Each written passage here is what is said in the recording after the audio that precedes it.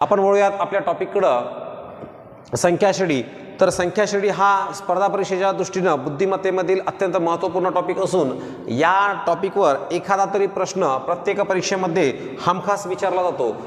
आणि आपल्याला संख्याश्रेणीचा प्रश्नाचं स्वरूप जर पाहिलं तर आपल्याला काही एक संख्या दिलेल्या असतात, संख्यांची मालिका एक आपल्याला दिलेली असते.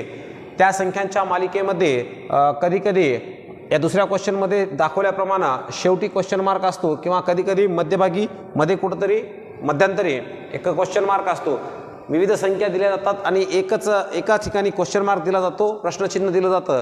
आपल्याला त्या संख्यांमध्ये असलेला संबंध शोधायचा असतो आणि तो संबंध शोधून तशाच प्रकारचा संबंध लावून आपल्याला क्वेश्चन मार्कच्या प्रश्नचिन्हाच्या जागची संख्या योग्य ती संख्या आपल्याला शोधायची असते. अशा पद्धतीचा हा प्रश्न असतो. तर आता आपण सर्वप्रथम पाहूयात की हा नेमका संबंध त्या संख्यांमध्ये किंवा संख्या मालिकेमध्ये कशा प्रकारचा असू शकतो. तर तो संबंध एकतर बेरजेचा असू शकतो. बेरजेचा म्हणजेच लगतच्या पदांमध्ये बेरीज किंवा लगतच्या पदांमधील एखादा फरक हा स्थिर असू शकतो. मग तो बेरजेमध्ये असेल किंवा वजाबाकीमध्ये असेल, म्हणजेच त्या संख्या एकतर वाढत जात असतील किंवा त्या कमी होत जात असतील. अशा प्रकारचा संबंध आपण तिथं असू शकतो. म्हणजेच परंतु एक गोष्ट लक्षात घ्या मित्रांनो, जर त्या संख्या वाढत असतील तर आपल्याला एक गोष्ट लक्षात यायला पाहिजे की संख्या ह्या कधीही एकतर बेरीज केल्याने वाढतात, नाही तर मग गुणाकार केल्याने संख्या वाढतात. पण संख्या जर कमी होत जात असतील तर यावरून आपल्याला एक गोष्ट लक्षात घ्यायला पाहिजे की एकतर संख्या वजाबाकीने कमी होतील किंवा भागाकाराने कमी होतात. त्याहीमध्ये आपण आणखी असं म्हणू शकतो, संख्या जर जास्तच प्रमाणात वाढत असतील तर त्या गुणाकार तिथं संख्यांचा गुणाकार होण्याची संभाव्यता जास्त असते. आणि संख्या जर थोड्या थोड्या प्रमाणात वाढत असतील तर बेरीज झालेली असू शकते. त्याच्या उलट आपण इकडं पाहू शकतो, जर संख्या कमी होत असतील तर त्या जास्तच प्रमाणात कमी होत असतील तर तिथं भागाकार झालेला असू शकतो. आणि संख्या थोड्या थोड्या कमी होत गेलेल्या असतील थोड्या थोड्या फरकानं तर तिथं वजाबाकी झालेली शक्यता जास्त असते. अशा पद्धतीनं आपण संबंध तिथं शोधू शकतो. किंवा या व्यतिरिक्त असाही संबंध तिथं असू शकतो, दिलेल्या सर्व संख्या ह्या मूळ संख्या असणे किंवा दिलेल्या सर्व संख्या समसंख्या असणे, दिलेल्या सर्व संख्या विषम संख्या असणे. त्या संख्यांचा एक विशिष्ट गुणधर्म धरून आपल्याला त्या संख्या दिल्या जातात. किंवा आपल्याला त्या संख्यांचे वर्ग किंवा घन दिले जातात. त्यासाठी आपल्याला कमीत कमी 30 पर्यंतच्या संख्यांचे वर्ग आणि 20 पर्यंतच्या संख्यांचे घन हे तोंडपाठ असणं गरजेचं आहे. त्याचप्रमाणे 1 ते 100 पासूनच्या मूळ संख्यासुद्धा तोंडपाठ असणं गरजेचं आहे. ही अत्यंत महत्त्वपूर्ण माहिती या संख्याश्रेणीबद्दल सांगता येईल. तर आता आपण इथं एकूण 10 क्वेश्चन घेणार आहोत आणि प्रत्येक 2 क्वेश्चन हे एकाच प्रकारचे आहेत. प्रत्येक म्हणजे पहिला आणि दुसरा हे एकाच प्रकारचे 2 क्वेश्चन असून त्यापेक्षा थोडासा वेगळा तिसरा आणि चौथा क्वेश्चन आहे. चौथा आणि पाचवा क्वेश्चन थोडासा वेगळा आहे. अशा पद्धतीनं एकूण टाईप 5 प्रकारचे प्रश्न आपण पाहणार आहोत आणि एकूण 10 प्रश्न पाहणार आहोत, म्हणजे एका प्रकारचे 2 प्रश्न. तर वळूयात आपल्या टॉपिककडं. आपला पहिला प्रश्न, तर दिलेल्या संख्या मालिकेमध्ये अगोदर सर्व संख्या काळजीपूर्वक पाहून घ्या. जर संख्या पाहिला तर आपल्या एक गोष्ट लक्षात येते, पहिली संख्या आपल्याला 0 दिली, दुसरी 2, त्यानंतर 6, 12 आणि इथं क्वेश्चन मार्क दिलेला आहे. त्यानंतर इथं 30 आणि इथं 12, माफ करा इथं 42 अशा संख्या आपल्याला दिल्या आहेत. तर या संख्या आपण पाहत असताना आपल्या एक गोष्ट लक्षात येते की संख्या ह्या वाढत जातात. पण संख्या वाढत जरी गेल्या तरी जास्तच प्रमाणात संख्या काही त्या वाढत नाहीत. हे कशावरून आपल्या लक्षात येतं, तर 0 पासून सुरू झालेली ही मालिका 42 जवळ येऊन थांबते. याचा अर्थ प्रत्येक संख्या ही मागच्या संख्येमध्ये काहीतरी वाढ होऊन आलेली संख्या आहे पुढची संख्या. याचाच अर्थ काय, तर इथं गुणाकार होण्याची संभाव्यता ही फार कमी आहे, म्हणजेच इथं बेरीज झालेली असू शकते. अशा पद्धतीनं तुम्ही या संबंधामध्ये या संख्यांमध्ये काय संबंध आहे ते आपण पाहू शकतो. आपण जर पाहिलं तर हे 2 मागच्या 0 मध्ये 2 प्लस होऊन आलेले आहेत असं आपल्याला लक्षात येतं.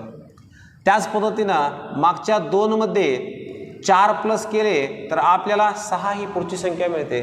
त्याचप्रमाणे या 6 मध्ये आपण 6 प्लस केले तर आपल्याला 12 ही संख्या मिळते.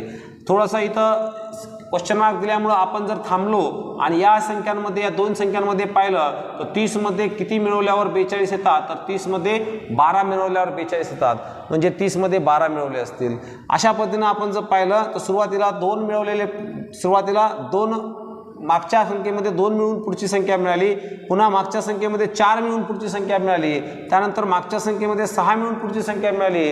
अशा पद्धतीनं जो तुमची जी वाढ आहे ती वाढसुद्धा एक विशिष्ट प्रमाण आहे, ती म्हणजे समसंख्या. प्रत्येक मागच्या संख्येमध्ये समसंख्या ॲड करून पुढची संख्या आपण मिळवलेली आहे. म्हणजेच इथं 2 प्लस झालेले आहेत, इथं 4 प्लस झालेले आहेत, इथं 6 प्लस झालेले आहेत. आता पुढची समसंख्या यायला पाहिजे 8. 8 प्लस होऊन येणारी संख्या म्हणजे आता या 12मध्ये आपल्याला 8 प्लस करावे लागतील आणि 12त 8 प्लस केल्यावर आपल्याला उत्तर मिळेल 20. आणि पुढचाही संबंध आपण पाहू शकतो, 20मध्ये 10 प्लस होऊन 30 आलेले आहेत. अशा पद्धतीनं सुरुवातीला 2, नंतर 4, 6, 8, 10 आणि 12 अशा संख्या वाढत वाढत आपण जर गेलो तर आपल्याला क्वेश्चन मार्कच्या जागी 20 ही संख्या मिळते. तर आपलं उत्तर असेल पर्याय नंबर सी 20. अशाच पद्धतीचा दुसरा प्रश्न आहे त्याच प्रकारचा, म्हणजे इथं आपल्याला संबंध कळतो की बेरजेचा संबंध आहे. त्याच प्रकारचा दुसरा प्रश्न आपण पाहूयात. दुसऱ्या प्रश्नामध्ये सुद्धा तुम्ही पाहिलं तर 3, 7, 13, 21, 31 आणि पुढे क्वेश्चन मार्क आहे. म्हणजेच प्रत्येक संख्या ही मागच्या संख्येमध्ये काहीतरी वाढ होऊन आलेली आहे. प्रत्येक संख्या ही वाढत वाढत गेली आहे. आणि संख्या मालिका जर तुम्ही पाहत असाल तर 3 पासून सुरू झालेली ही संख्या मालिका जास्तीत जास्त 31 आणि पुढं 31च्या पुढं क्वेश्चन मार्क दिला आहे. पण तरी आपण म्हणूयात की आता दिलेल्या मालिकेमध्ये 31 पर्यंत ती संख्या मालिका आहे. म्हणजे मला असं वाटत नाही की त्या संख्या जास्त प्रमाणात वाढल्यात. म्हणजे त्या संख्यांमध्ये वाढ झाली पण अशी एक छोटीशी वाढ आहे. त्यामुळं इथं गुणाकार होण्याची संभाव्यता मी अगोदरच सांगितल्याप्रमाणे संख्या जर खूपच वाढल्या असतील तर तिथं गुणाकार झाल्याची शक्यता जास्त असते.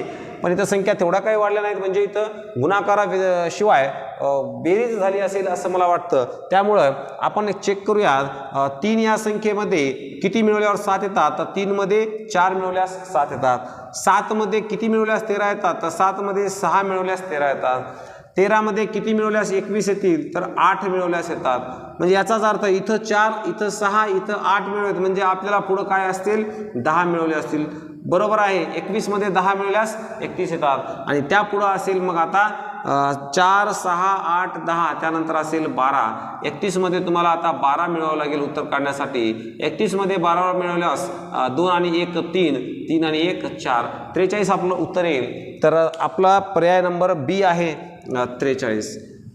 अशा पद्धतीनं क्वेश्चन नंबर 1 आणि 2 मध्ये आपल्याला बेरजेचा संबंध सापडतो. म्हणजेच प्रत्येक लगतच्या पदांमध्ये एक ठराविक संख्या ॲड होऊन पुढची संख्या मिळालेली आहे, मागच्या संख्येत एक ठराविक संख्या ॲड होऊन.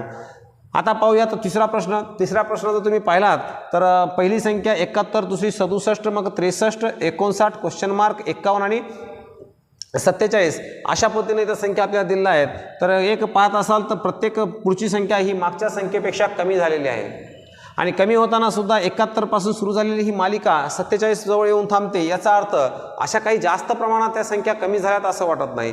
म्हणजेच इथं सुद्धा आपण असंही म्हणू शकतो संख्या कमी हे 2 प्रकारे होतात, एकतर भागाकारानं किंवा मग वजाबाकीनं. मग त्या संख्या हे भागाकारानं झाल्या असतील का वजाबाकीनं, तर तुम्ही डेफिनेटली तर सांगू शकता की या संख्या वजाबाकीनं कमी झालेल्या असतील.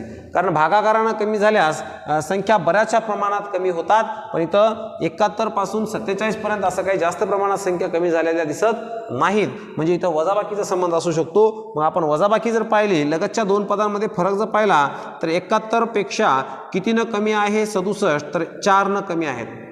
71 मधून 4 वजा केल्यास 67 येतात. 67 मधून 4 वजा केल्यास 63 येतात. 63 मधून पुन्हा 4 वजा केल्यास 59 येतात. तर आणि या 2 संख्यांमध्ये पाहिलं तर 51 मधून 47 वजा केल्यास 51 मधून 4 वजा केल्यास 47 येतात. म्हणजेच या प्रकारे संबंध नसून इथं जसा संबंध होता की 4, 6, 8 असा फरकामध्ये सुद्धा 2-2ची वाढ होती.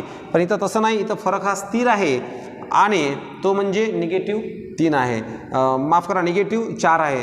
मग -4, -4, -4. आता इथं सुद्धा तुम्हाला -4 कमीवाली संख्या घ्यावी लागेल. ती म्हणजे 59 मधून 4 कमी केल्यास आपल्याला मिळेल 55. तर हे तुमचं उत्तर असेल. पुन्हा 55 मधून 4 कमी केल्यास पुढची संख्या मिळते आपल्याला 51, जी की संख्या मालिकेमध्ये ऑलरेडी लिहिलेली आहे. तर आपलं उत्तर असेल पर्याय नंबर ए 51. म्हणजे इथं वजाबाकीचा संबंध आहे हे आपल्या लक्षात येतं. प्रश्न 1 आणि 2 मध्ये बेरजेचा, प्रश्न 3 मध्ये वजाबाकीचा, तशाच प्रकारचा प्रश्न आपण 4 पाहणार आहोत. इथं सुद्धा पाहिलात तर 55 नंतर इथं क्वेश्चन मार्क दिला आहे, पण नंतर इथं संख्या पुन्हा कमी झालेली दिसते आपल्याला. 29 पेक्षा 19 कमी झालेली आहे, पुन्हा 11 कमी झालेली संख्या आहे, पुन्हा 5 ही कमी झालेली असून 1 ही सुद्धा कमी झालेली म्हणजे लहान संख्या आहे. संख्यांचा उतरता क्रम आहे, याचाच अर्थ संख्या कमी कमी होत गेल्यात, संख्या या कमी कमी भागाकार किंवा वजाबाकीनं होत जातात हे आपल्याला माहीत आहे. पण आता बघा ही मालिका 55 जवळ सुरू होते आणि 1 जवळ जाऊन थांबते, म्हणजे याचा अर्थ जास्त प्रमाणात काही संख्या अशा कमी झाल्यात असं वाटत नाही. म्हणजे इथं भागाकारापेक्षा वजाबाकीचा संबंध आहे हे आपण इथं ठरवू शकतो. आणि तसं जर आपण पाहिलं तर इथून डायरेक्ट किती कमी करायची हे आपल्या लक्षात येणार नाही. क्वेश्चन मार्क हा जवळच दिलाय त्यामुळे लक्षात येणार नाही. मग आपण काय करूयात, दिलेल्या मालिकेमध्ये अगोदर पाहून घेऊयात कितीचा फरक आहे उर्वरित मालिकेत. तर 29 मधून किती वजा केल्यास 19 येतात, तर 29 मधून 10 वजा केल्यास 19 येतील. 19 मधून पुन्हा 8 वजा केल्यास 11 येतात. 11तून किती वजा केल्यावर 5 येतील, तर 6 वजा केल्यावर 5 येतात. 5 मधून 4 वजा केल्यास 1 येतात. म्हणजे या दुसऱ्या किंवा पहिल्या प्रश्नासारखा जो फरक आहे तो फरक हा स्थिर नसून फरक सुद्धा 2-2 न वाढत गेला आहे. इथं ऋण 8 नंतर ऋण 10 ऋण 8 ऋण 6 ऋण 4, तर ऋण 10च्या अगोदर इथं ऋण 12 आणि इथं ऋण 14 असायला पाहिजे. याचाच अर्थ काय, 55 मधून 14 कमी केल्यास येणारी संख्या, तर 55 मधून 14 कमी केल्यास आपल्याला संख्या मिळेल 5तून 4 गेले 1, 5तून 1 गेला 4, 41. आणि पुन्हा 41 मधून जर 12 वजा केले तर 29 येतात का हे सुद्धा पाहून घ्या. 1 मधून 2 जाणार नाहीत म्हणून इथला हातचा येते काय, 11 झाले. 11तून 2 गेले 9, आता इथं हातचा घेतल्यामुळे 3 राहतील. 3 मधून 1 गेला 2 आणि 29 आपलं पुढची संख्या बरोबर आहे. याचा अर्थ आपलं उत्तर असेल पर्याय नंबर बी 41.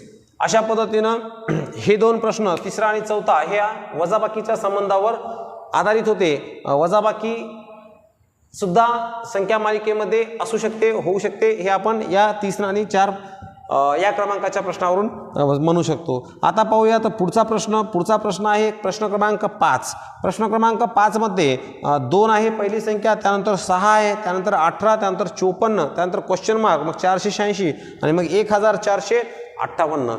या संख्या मालिकेत बघितलात तुम्ही तर संख्या ह्या वाढत गेलेल्या दिसतील आपल्याला. ठीक आहे. आता संख्या पुन्हा तेच सांगेन मी की संख्या जर वाढत गेल्या असतील किंवा संख्यांचा चढता क्रम जर असेल तर आपण म्हणू शकतो की तिथं बेरीज झालेली असेल किंवा गुणाकार झालेले असेल. गुणाकार किंवा बेरजेमुळेच संख्या ह्या वाढत जातात, हे मी यापूर्वी तुम्हाला सांगितलंय. आता गुणाकार किंवा बेरजेनं संख्या वाढत जातात, पण नेमका गुणाकार झाला की बेरीज हे कसं पाहायचं त्यासाठी मी सांगितलंय. संख्या बऱ्याच प्रमाणात वाढल्यात का हे पहा. 2 पासून सुरू झालेली ही मालिका या 5-6 संख्यांमध्ये 1458 म्हणजे 1458 पर्यंत जाऊन पोहोचते. याचाच अर्थ काय, तर इथं संख्या ह्या थोड्या प्रमाणात नाही तर बऱ्याचशा प्रमाणात वाढलेल्या आहेत.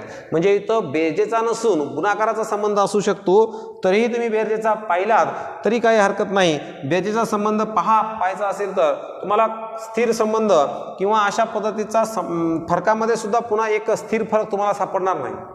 त्यामुळं इथं संख्या गुणाकारात बदलल्या असतील, गुणाकाराचा इथं संबंध असेल असं आपण म्हणू शकतो. आणि गुणाकार आपण जे चेक केला तर या 2 या संख्येला मागच्या संख्येला जर 3 न गुणले तर आपल्याला पुढची संख्या 6 मिळते. 6 या संख्येला 3 न गुणल्यास आपल्याला 6त्रिक 18 मिळतात. 18ला 3 न गुणल्यास आपल्याला 18त्रिक 54 मिळतात. मग 54ला सुद्धा आपल्याला 3नच गुणावं लागेल, कारण प्रत्येक मागच्या संख्येला 3 न गुणलं की पुढची संख्या मिळते. किंवा आपण असंही म्हणू शकतो की पुढची संख्या ही मागच्या संख्येची तिप्पट आहे. आता 54ला 3 न गुणल्यास काय येईल आपण पाहूयात. 4त्रिक 12ला 2 हातचा 1, 3 15 आणि 1 16, 162 मिळतील. पुन्हा 162ला 3 ने गुणल्यासच 486 येतात आणि 486ला 3 ने गुणल्यास 1458 येतात. तुम्ही पडताळा घेऊन पाहू शकता. ठीक आहे. म्हणजेच आपलं उत्तर असेल पर्याय नंबर ए 162. म्हणजे इथं आपल्याला कळतो की संबंध कसा आहे, गुणाकाराचा आहे. आता वळूयात पुढच्या म्हणजेच 6व्या प्रश्नाकडे. 6वा प्रश्न जर आपण पाहिलात तर आपल्याला संख्या पहिली संख्या 7, दुसरी संख्या 14, तिसरी 42, चौथी 168, त्यानंतर 840 आणि नंतर क्वेश्चन मार्क दिला आहे. म्हणजे याचाच अर्थ या संख्या वाढत जातात आणि संख्या वाढताना सुद्धा कशा पद्धतीनं वाढतात ते पहा. सुरुवातीला 7 पासून सुरू झालेली ही संख्या मालिका किंवा संख्या श्रेणी इथं एक 3 आणि 2 5 संख्यांमध्ये जवळपास 840 पर्यंत जाऊन पोहोचते. याचा अर्थ या संख्या बऱ्याच प्रमाणात म्हणजे जास्त प्रमाणात वाढलेल्या आहेत. जर तुम्हाला अगोदरच सांगितलं आहे जास्त प्रमाणात जर संख्या वाढल्या असतील तर तिथं संबंध हा बेरजेचा नसून गुणाकाराचा असण्याची शक्यता जास्त असते. तर आपण इथं गुणाकार जर पाहिला तर आपल्या लक्षात येतं की 7 या संख्येला 2 गुणल्यास 14 येतात आणि पुढं 14ला 3 गुणल्यास 42 येतात. 42 या संख्येला 4 गुणल्यास 168 येतात. 168 या संख्येला 5 गुणल्यास 840 येतात. आता याचाच अर्थ काय तर पहिल्यांदा 2 गुणलंय, नंतर 3 नंतर 4 नंतर 5 म्हणजे या क्रमानं जर आपण गेलो तर आपल्याला आता 840ला 6 या संख्येनं गुणून येणारी संख्या जी असेल ती आपलं उत्तर असेल. आपण पाहूयात 840ला 6 गुणल्यावर किती येतात. 840ला जर 6 गुणलं तर 6 0 0 6 चौक 24ला 4 हातचे 2 6 8 48 आणि 2 50 तर उत्तर येईल 5040 म्हणजेच 5040 पर्याय नंबर ए. पहिल्या पर्यायात आपलं उत्तर असेल 5040. अशा पद्धतीनं आपण 5वा आणि 6वा प्रश्न हा गुणाकाराच्या संबंधावर आहे हे पाहू शकतो. आता इथं पहा प्रश्न 7वा जर पाहिलात आपण तर 7228 ची 3614 झाली संख्या म्हणजेच याचा अर्थ इथं संख्या कमी झाली आणि कमी झाली तर माझ्या मते 7000चे अर्धे जर आपण पाहिले तर 3500 होतात 3500 होतात. म्हणजेच थोडक्यात आपल्या लक्षात येईल की संख्या ही बऱ्याच प्रमाणात म्हणजे अर्धी कमी झाली. याचा अर्थ ही वजाबाकीनं नसून भागाकारानं कमी झाली असेल. 7228 या संख्येला कदाचित 2 भागल्यास 3614 येत असेल. आपण पाहूयात येतं का. 7228ला जर 2 आपण भागलं तर बे 1 बे 6 उरतो 1 12 होतात. बे 12 पुन्हा बे 1 बे आणि बे 8 बरोबर आहे. 7228ला 2ने भागल्यास 3614 ही संख्या मिळते. आता 3614ला 2नच भागलं तर उत्तर आपलं पर्यायामध्ये आहे का ते आपण पाहू शकतो. म्हणजे जर इथं 2 भागला असेल तर कदाचित इथंही 2नच भागला असेल. असं आपण पाहिलं तर 2 भागल्यास काय उत्तर येईल ते आपण पाहूयात. 2 जर आपण भागलं 3ला तर बे 1 बे उरतो 1 16 होतील. बे 8 16 2 1ला भागल्यास बे 0 0 आणि बे 7 14. पुन्हा इथं भागाकारात एक गोष्ट लक्षात घ्या मित्रांनो. बे 8 16 झाल्यानंतर बरेच विद्यार्थी इथं बे 7 14 असा भागाकार करतील. पण असा भागाकार न करता आपल्याला सुरुवातीला इथं 1ला भागावं लागतं आणि 1ला भागल्यानंतरच आपण मग 2 अंक 1ला भाग जात नाही तर 1ला 0चा भाग द्या आणि मग 0चा भाग देऊन नंतरच आपण 2 अंक धरून म्हणजे 14ला भागू शकतो. अशा पद्धतीने मी अगोदर इथं 0चा भाग दिला आणि बे 7 14. 1807 ही संख्या तुमच्या पर्यायात आहे का पहा. पर्याय नंबर सी ही संख्या आहे. आता तरीही आपण एकदा चेक करू. प्रत्येक संख्येला 2 भागल्यास मागच्या संख्येला 2 भागल्यास पुढची संख्या मिळते आपणास. म्हणजेच याचा अर्थ 3614ला सुद्धा 2 भागल्यास 1807 मिळेल. आता 1807ला 2ने भागलं तर 903.5 मिळतात का हे एकदा चेक करून घेऊयात. पहा 92 18 बे 0 0 आणि 7ला 2 भागल्यास बे 3 6 उरतो 1 आणि भाग जात नाही बाकी उरते म्हणून आपण जर दशांश दिला तर त्या उरलेल्या बाकी पुढं 0 लागतो आणि 10 होतील आणि बे 5 10. अशा पद्धतीनं 903.5 हे उत्तर आपलं येतं. म्हणजेच इथं संबंध असा लागतो की मागच्या संख्येला 2 भागलं की आपल्याला पुढची संख्या मिळते. या संबंधातून गेलं तर आपल्याला उत्तर मिळतं पर्याय नंबर सी 1807. वळूयात पुढच्या 8व्या प्रश्नाकडं. 8वा प्रश्न जर आपण पाहिला तर इथं सुद्धा आपल्या लक्षात येतं की 13,536 आणि इथं दुसरी संख्या आहे 4,512. याचा अर्थ या 2 संख्यांमध्ये बराचसा फरक आपल्याला दिसतो. ठीक आहे. तसंच इथं क्वेश्चन मार्क आहे. पुन्हा या 2 संख्यात पाहिलं तर 501.3 ते 167.1 यामध्ये सुद्धा बराच फरक आहे. संख्या या बेरजेनं माफ करा वजाबाकीनं आणि भागाकारानं कमी होतात. पण संख्या ही फारच प्रमाणात कमी झाली असेल तर तिथं भागाकार झालेल्याची शक्यता जास्त असते. याचा अर्थ ही संख्या फारच कमी झालेली दिसते आपल्याला 13,536 पासून ते 4,512 पर्यंत, म्हणजे इथं भागाकार होण्याची संभाव्यता आहे. आणि याला जर 2 न भागलं 13,536ला, म्हणजे 13,000ला 2 न जर आपण भागलं, एक अंदाज लावूयात आपण, 13,000ला आपण जर 2 न भागलं तर आपल्याला 13,000चे अर्धे म्हणजे 6,500 ही संख्या मिळते. म्हणजे आपण इथं किती आहे 4,512. कदाचित 13,000ला 2 न भागलेलं नसेल तर 13,000ला 3 न भागले का आपण पाहूयात. 3 न भागलं 13ला तर 3 चोक 12, म्हणजे याचा अर्थ कदाचित बरोबर येईल असं वाटतं. म्हणून आपण काय करूयात 13,536ला 3 न भागून पाहूयात. 3 न जर भागलं तर 3 न 13ला भागल्यास 3 चोक 12 ही संख्या आपल्याला मिळते. त्यानंतर बाकी उरते एक बाकी उरल्यानंतर 15 होतील. पुन्हा 3×5 15, 3×1 3 आणि 3×2 6, म्हणजे बरोबर आहे 13,536ला 3 न भागल्यास आपल्याला पुढची संख्या 4,512 ही मिळते. पुन्हा आपण 4,512ला 3 नच भागून पाहूयात आपलं उत्तर पर्यायात आहे का.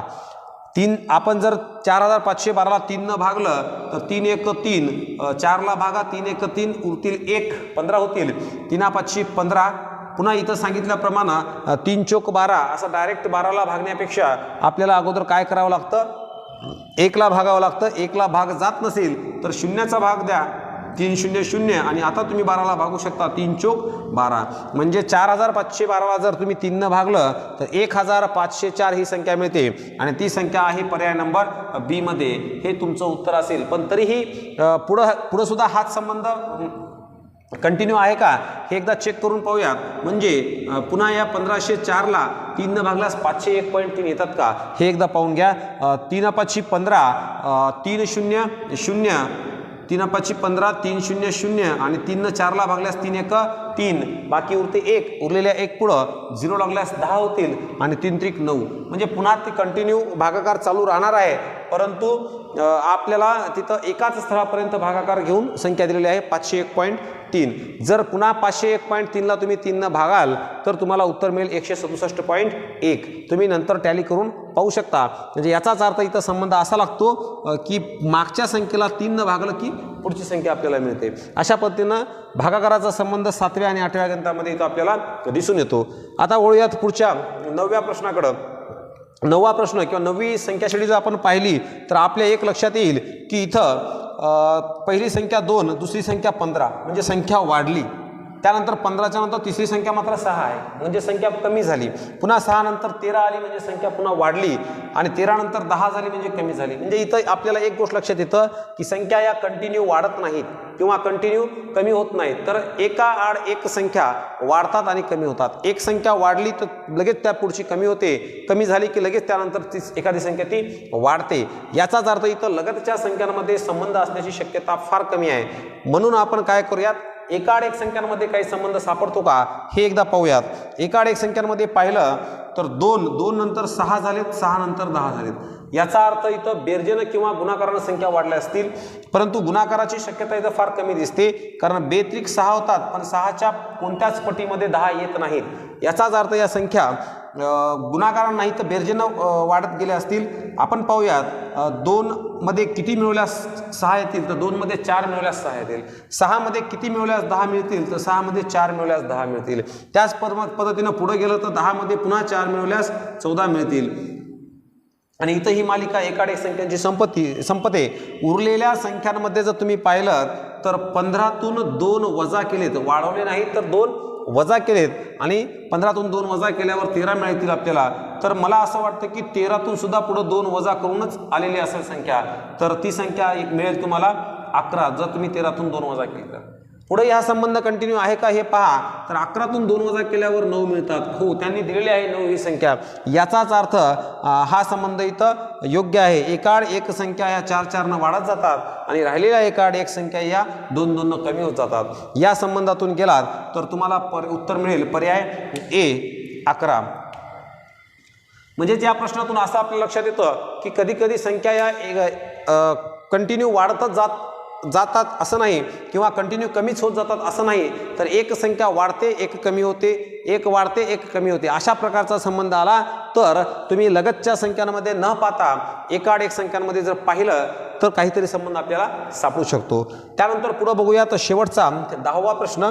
10वा प्रश्न जर आपण पाहिला तर 10व्या प्रश्नामध्ये आपल्या लक्षात येतं पुन्हा 9व्या प्रश्नासारखंच 2 नंतर 3 आलेत म्हणजे संख्या वाढली, पुन्हा 3 नंतर 6 आलेत इथंही संख्या वाढली, पण 6 नंतर पुन्हा 6च आहे, याचा अर्थ संख्या इथं कॉन्स्टंट आहे.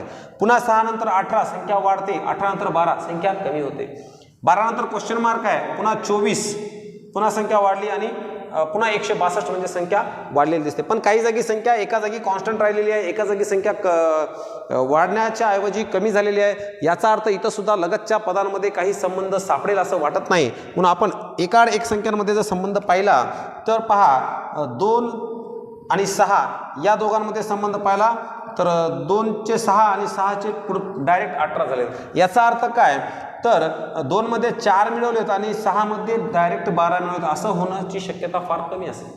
म्हणून आपण इथं असं जर विचार केला की 2ची तिप्पट 6 आहे आणि पुन्हा 6ची तिप्पट काय आहे 18 आहे, म्हणजे इथं गुणाकाराचा बेरजेचा नसून गुणाकाराचा संबंध इथं लागेल. त्यानंतर 18ची तिप्पट तुम्ही करा तर 18ची तिप्पट केल्यास आपल्याला 54 ही संख्या मिळते, 18 त्रिक 54 आणि पुन्हा 54ची जर तिप्पट केली तर तुम्हाला 162 मिळेल. याचा अर्थ एकाड एक संख्यांना जर 3 ने गुणलं की आपल्याला पुढची संख्या मिळते. तसेच राहिलेला संबंध सुद्धा तुम्ही पाहू शकता. राहिलेल्या संख्यांमध्ये जर पाहायचं असेल तर 3ला 2 न गुणल्यास 12 येतील, 3ला 2 न गुणल्यास 6 येतील, 6ला पुन्हा 2 न गुणल्यास 12 मिळतील, 12ला 2 न गुणल्यास 24 मिळतील. अशा पद्धतीनं एकाड एक संख्यांना 2 न गुणलेला आहे आणि राहिलेल्या एकाड एक संख्यांना 3 न गुणलेला आहे. या पद्धतीनं आपण जर गेलो तर आपल्याला उत्तर मिळेल 54. तर मित्रांनो अशा पद्धतीनं तुम्ही उत्तर काढू शकता. बऱ्याच संख्या श्रेणी आपण इथं पाहिलेल्या आहेत. 10 प्रश्न आपण एकूण पाहिले आहेत. 10 प्रश्नांमध्ये प्रत्येक 2 प्रश्न पहिला आणि दुसरा ही सारखी होती, तिसरा आणि चौथा हे सारखे होते, म्हणजे सारखा संबंध त्यामध्ये होता. तर आपण म्हणू शकतो की पहिल्या आणि दुसऱ्या प्रश्नामध्ये बेरजेचा संबंध होता, तिसऱ्या आणि चौथ्या प्रश्नामध्ये वजाबाकीचा संबंध होता, 5व्या आणि 6व्या प्रश्नामध्ये गुणाकाराचा संबंध होता, 7व्या आणि 8व्या प्रश्नामध्ये भागाकाराचा संबंध होता, तर 9व्या आणि 10व्या प्रश्नामध्ये आपल्याला एकाड एक संख्यांमध्ये बेरीज वजाबाकी गुणाकार किंवा भागाकार असा कोणताही संबंध इथं सापडू शकतो. म्हणजेच नेमका संबंध कोणता असेल हे आपण ठरवायचं. जर संख्या कमी होत गेल्या असतील तर संबंध हा एकतर भागाकाराचा असू शकतो किंवा वजाबाकीचा. त्यातही संख्या जर बऱ्याच प्रमाणात कमी झाल्या असतील तर संबंध हा भागाकाराचा असेल आणि संख्या जर फारच मोजक्या प्रमाणात जर कमी झाल्या असतील तर संबंध हा वजाबाकीचा असू शकतो. त्या उलट जर पाहिलं तर संख्या जर वाढत गेल्या असतील तर संबंध हा एकतर बेरजेचा असू शकतो किंवा गुणाकाराचा असू शकतो. संख्या जर जास्त प्रमाणात वाढत गेल्या असतील तर संबंध गुणाकाराचा असेल आणि कमी प्रमाणात वाढले असतील तर संबंध हा बेरजेचा असेल.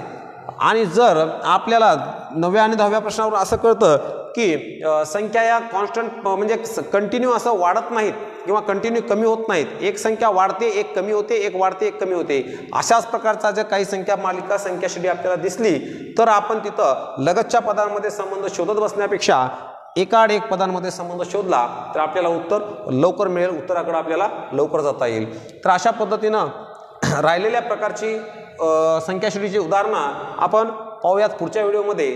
पुन्हा एकदा जर आपण व्हिडिओला लाईक केलं नसेल, सबस्क्राईब केलं नसेल तर चॅनलला सबस्क्राईब करून घ्या, व्हिडिओला लाईक करा आणि आपल्या मित्रांना याचा फायदा व्हावा यासाठी व्हिडिओ शेअर करायला विसरू नका. धन्यवाद.